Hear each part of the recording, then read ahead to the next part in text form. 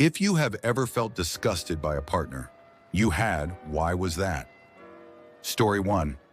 My cat passed away suddenly, and her first response was excitement and thrilled that I could buy her a puppy to replace it. Story 2. He didn't wipe his butt all the way and had major skid marks in his underwear, and one time he was wearing his pants plumber style, and I saw a huge streak of shit going down his crack. And when I told him about it, he said he only uses 4 squares of toilet paper because it's expensive. Someone replied, the Reddit boyfriend classic. Story 3. He had terrible firearms safety skills to the point that he would point his pistol at family and friends and go pew pew pew as if it were a joke. Left him as soon as he pointed it at me. His family was shocked I had left him over something so simple. Someone replied, I knew a girl who married some ex-Marine who basically got kicked out for being insane. He always posted pictures of loaded weapons that he kept around his house. He blew his wife's leg off. Story 4. Yes, her mom accidentally bought too much and wanted to drop off some groceries just in case she needed anything. This woman came to her house with easily $200, $300 worth of food, toiletries, drinks, soaps. Hell, there was even 2 bags of name-brand beef jerky in there. It was obvious to me her mom didn't accidentally buy all this stuff. She did it because she loved her daughter and wanted to make sure she was taken care of and had nice things. My ex then proceeded to yell and very rudely thanked her mom before making snide remarks about how she didn't like this brand or flavor. Jordan, if you're reading this, you're an ugly, selfish person and your mom deserves better. I'm only sorry I didn't say something and interject. Story 5. As someone who dated an alcoholic for 4 years, I'm sure there are lots of people who have felt similar levels of disgust. The notable ones being one time he drove home blackout drunk, parked in our neighbor's lawn, and passed out on our porch only for me to find him in the morning while I was heading to work. Another time he blacked out and left our front door wide open and our dog got out. 2 other times he blacked out and peed the bed, which was pretty much the end of it for me. And after seeing what alcohol can do to someone, I can hardly drink at all anymore, which is probably for the best. Story 6. About 10 years and 2 children into our relationship, he actually said out loud, I didn't really consider women people until I watched you give birth. Story 7. We were on vacation in NY and were staying in a hotel which obviously had all white sheets. After laying down for a while, he got up to go smoke, and when I turned over, I saw green streaks on the bed from where he had been laying down. Literal green poop streaks on the bed. I almost threw up. Story 8. Found out she was an ex-offender of children. Now I feel disgusting. Tainted. Story 9. We only dated very briefly and stayed very close friends afterwards, until his girlfriend after me called me up and told me what she found on his computer. He filmed almost every sexual encounter non-consensually and posted them online. He filmed women through their bathroom windows. He filmed women he was following around stores. When she reported him to the police, they already knew his name. I have younger sisters who liked him a lot. Telling them was the hardest part. Their first real experience with a trusted adult male being a terrible person. We all know there's a strong possibility he filmed my sister in the bathroom while she was a minor. There's an extremely strong possibility he posted me online, but I'll probably never know for sure. In positive news, after almost 2 years of investigation, he was arrested 2 weeks ago. Christmas came early. I was dancing around my kitchen when I found out. Story 10.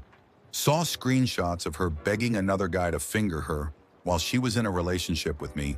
Outside of all the betrayal and pain and disrespect, I mostly just felt disgust.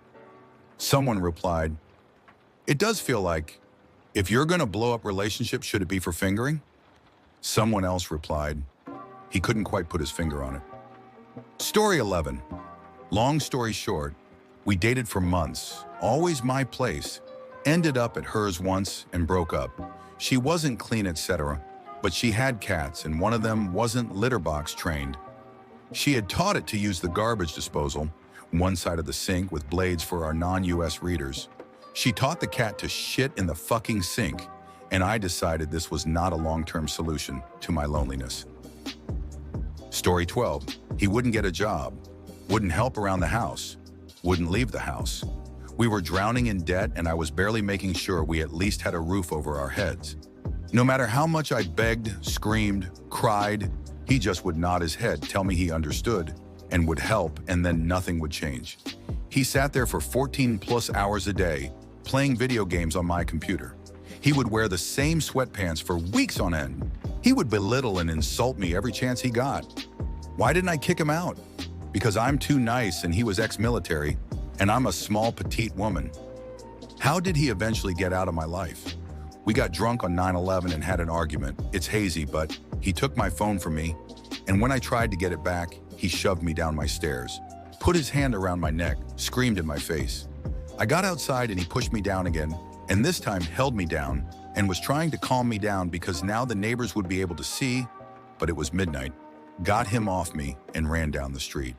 My friends found me sobbing on the sidewalk a block away from my house. A few hours later, I had an order of protection, and he was being arrested and removed from the house. I haven't seen him since. Edit, wanted to add that no, he wasn't always this way. He started out very sweet and loving, saying all the right things. Love bombing sucks. And he was just a normal, low-level soldier who never saw combat and did shit work around the base. He was kicked out because he smoked weed and was tested. Later, he tried to blame me for the reason he was smoking. I didn't know I could control this man from over 2,000 miles away. Also, thank you for all the support. If anyone ever lays their hands on you, please leave. Even if it's not right away, make those plans. Story 13, overindulgence in alcohol. My mother does it too.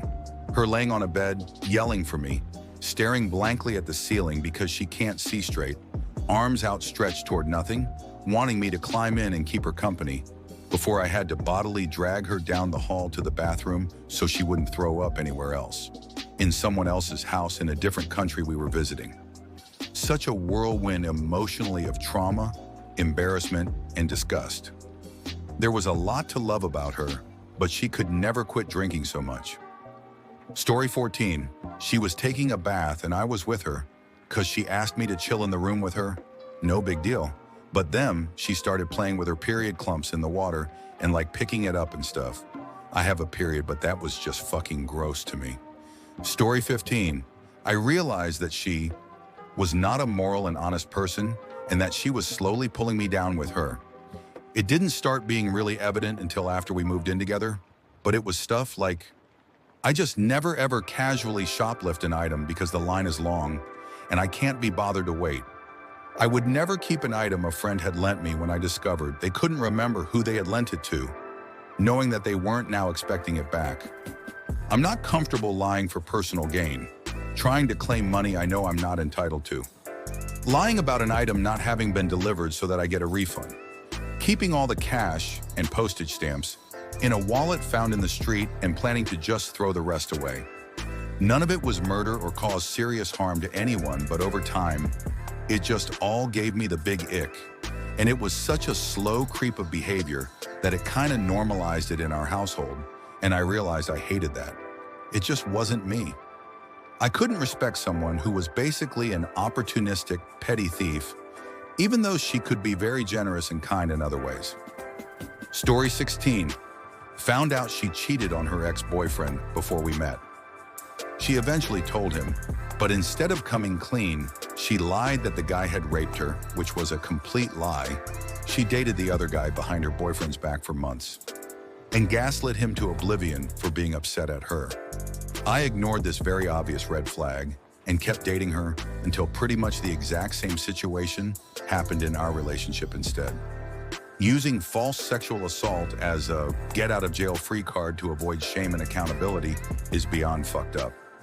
Story 17, pressured me into marriage talk pretty early into an intense relationship, told me her favorite ring styles and all.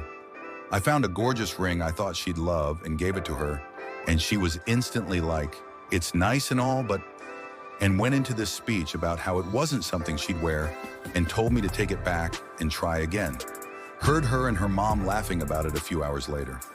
It wasn't a ring I could just take back to the store, so I had to get it appraised and sold it for like 1 to 3 what I paid for it.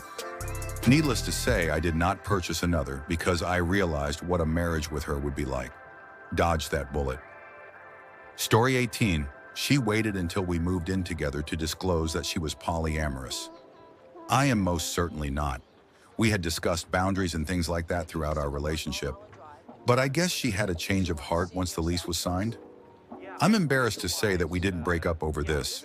The relationship lasted 2 more months and we continued to live together as exes until the lease ended. It honestly put me off cohabitating entirely. I won't move in with my next partner unless I have a prenup and a Tiffany ring.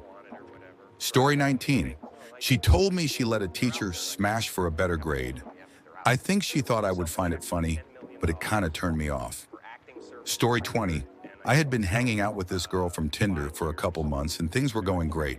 She was beautiful, sweet, and we enjoyed each other's company. And one day while I was at work, I see she sent me a picture. I open it, hoping for something sexy, and instead I see some random picture from what must be one of the darkest corners of the internet of some guy on the front lawn of his or somebody else's house, and he's dead naked, tied up, and his cock was cut off and shoved into his mouth. With the angle the photo was taken from, you could see everything. She sent me this with absolutely no context. Somehow we still hung out for another month. I still have no idea WTF was about. Edit. To the people asking, I did ask her why the fuck she'd sent that to me, and I don't remember exactly what she said, but it was something like, IDK, I thought it was cool, or something along those lines. Just completely brushed it off, basically. To those asking why I kept talking to her, I was fresh out of a breakup with my high school girlfriend, who I naively thought I'd be with forever. And this girl was beautiful and the sex was great. Hopefully some of y'all can grasp my absolutely nonsensical point of view, LMAO. If you like stories like these, please make sure to like and subscribe for more. If you have any opinions on these stories, let me know what you think in the comments below. I hope you all enjoyed today's story time, and I hope to hear from you all soon.